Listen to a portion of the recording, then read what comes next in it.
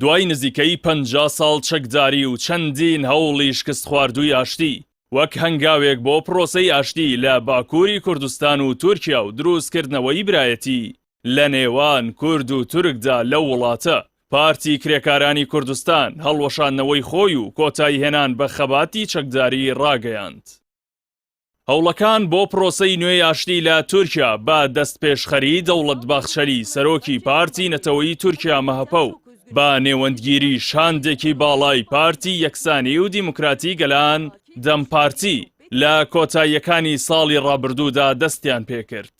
دوای زنجیرەیە کۆبوونەوەی شاندەکەی دەم پارتی کە بە شاندی ئیمراڵی ناودەهات لەگەڵ عەبدوڵڵا ئۆجەلان ڕێبەری زیندانیکراوی پارتی کرێکارانی کوردستان و بارپرسانی تورکیا لە 27 شوباتی ئەم ساڵ شاندەکە پەیامێکی ئۆجەلانی بەناوی بانگەوازێک بۆ ئاشتی و کۆمەڵگەی دیموکراتیک بڵاو کردەوە و داوای چەکدانان و هەڵوەشاندنەوەی پارتەکەی کرد.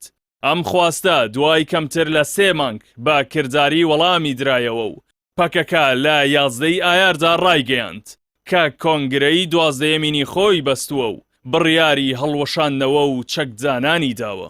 پێشتر و لە ساڵانی 1993 و 1996 و 2013 تا 2015 چەندین هەوڵ بۆ پرۆسەی ئاشتی و چارەسەری پرسی کورد لە تورکیا نرا بەڵام بێئەنجام بوون و دوای چەند قۆناغێک هەڵدەوەشانەوە. جیاواز لە هەوڵە شکست خواردەکان پرۆسەی نوێی ئاشتی لە تورکیا و باکووری کوردستان بە چاوی ئەرێنیەوە تەماشا دەکرێت و شارەزایان پێیان وایە سەرکەوتن و هەلومەرجی سیاسی نێوخۆیی و دەرەکی و ئابووری و هەرێمایەتی هێندە بەهێزن کە بتوانن ئەو پرۆسەیە بە ئەنجام بگەێنن. بە تایبەت کە لەسەر داوای ئۆجەلان پەکەکە هەنگاوێکی گەورەی ناوە و دوای 46 ساڵ لە خەباتی چەکداری هەڵوەشاندنەوەی خۆی ڕاگەیاندووە. پارتی کرێکارانی کوردستان پەکەکە لە 27 تشرینی دووەمی 1970 وەک پارتێکی نەتەوەیی چەپ لە مەیدانی کوردستانی باکوور دروست بوو. لە تەمووزی 1984 خەباتی چەکداری دژی سیاسەتەکانی حکوومەتەکانی تورکیا ڕاگەیاند. بەو هۆیشەوە جەنگی درێژ لە نێوان پارتەکە و سوپای تورکیادا هەڵگیرسا و بە پاساوی ڕوبەڕووبوونەوەی پەکەکە تورکیا پەلی بۆ پارچەکانی دیکەی کوردستان هاویشتووە و بنکەی سەربازی تێدا جێگیر کردووە و بۆردومانی کردوون. بەهۆیشەوە چەندین ئەنجامی پەکەکە و هاوڵاتی مەدەنی کوژراون و بریندار بوون.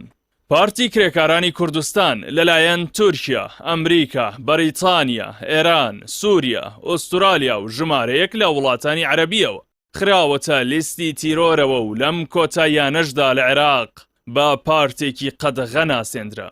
ساڵی 1999 عەبدوڵڵا ئۆجەلان ڕێبەری پارتەکە لە کینیا لە ڕێگەی پەیوەندی هەواڵگیریەکانەوە دەستگیر کرا و دواتر ڕادەستی حکوومەتی تورکیا کرایەوە.